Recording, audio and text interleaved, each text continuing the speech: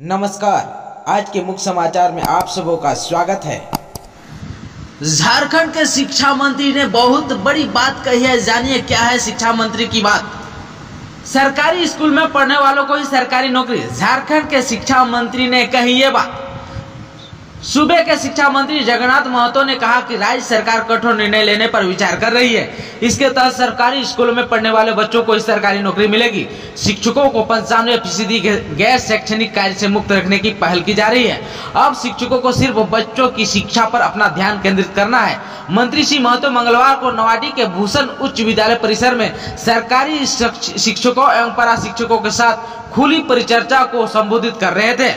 शिक्षा मंत्री ने कहा कि सभी विद्यालयों में हेडमास्टर का पद शीघ्र भरा जाएगा। इसके लिए अधिकारियों को निर्देश दिया गया है। सभी पंचायतों में मॉडल स्कूल की स्थापना की जाएगी। पारा शिक्षकों को मानदेय 1 सप्ताह के अंदर भुगतान किया जाएगा। कोरोना के चलते कोषागार बंद रहने से पारा शिक्षकों के मानदेय पर भुगतान में थोड़ा विलम्ब हुआ है। सरकारी स्कूल के छात्रों को सरकारी नौकरी के सवाल पर हालांकि शिक्षा मंत्री ने बाद में कहा कि यह उनकी कोई घोषणा या सरकारी आदेश नहीं है, यह उनका अपना विचार है और इसे झारखंड में लागू करना चाहता है। उन्होंने कहा कि वे अभी इस पर सभी से विचार ले रहे हैं। 1 जुलाई से bank, ATM, PF, LPG gas से जुड़े नियमों में हुआ है बदलाव, जिन्हें आपको जानना जरूरी है। देश भर में कोरोना वायरस का प्रकोप तेजी से बढ़ता जा रहा है। इसी बीच 1 जुलाई से पूरे देश में अनलॉक शुरू हो गया है।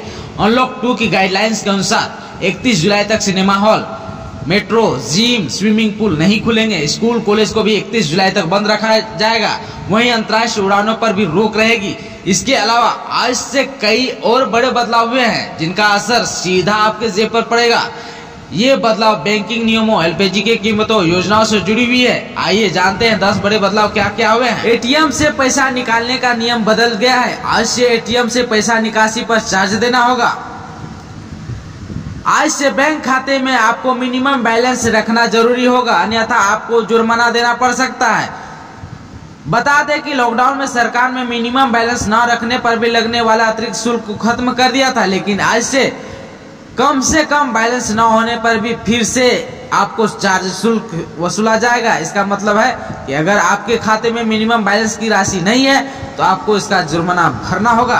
अगर आपका खाता पंजाब नेशनल बैंक में है तो अब आपके बचत पर बड़ा असर पड़ने वाला है, क्योंकि 1 जुलाई से पीएनबी बैंक में जमा बचत पर वार्षिक ब्याज की दरों में बदलाव हो जाएगा, जिसके तहत ब्याज दर में 0.50% की कटौती की जाएगी। यानी इसके बाद ब्याज दर 3.25% हो जाएगा। अगर आप अपने देश में नई कंपनियां खोलना चाहते हैं तो आपको आसान हो जाएगा। आप घर बैठे ही सिर्फ आधार से कंपनी का रजिस्ट्रेशन करा सकते हैं। बता दें कि इससे पहले कंपनी का रजिस्टर कराने के लिए तमाम दस्तावेज जमा करने होते थे। बैंक के साथ ही पेंशन नियम में भी बदलाव किया गया है। 1 जुलाई से पेंशन योजना के ऑटो डेबिट की सुविधा फिर से शुरू हो गई है। बता दें कि इस सुविधा को 30 जून तक रोका गया था, अब 1 जुलाई से फिर से शुरू हो गई है।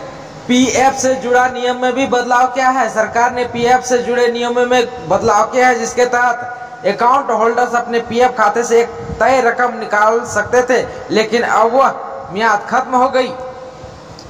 आज के मुख्य समाचारों में बस इतना ही। हमें दीजिए इजाजत। नमस्कार।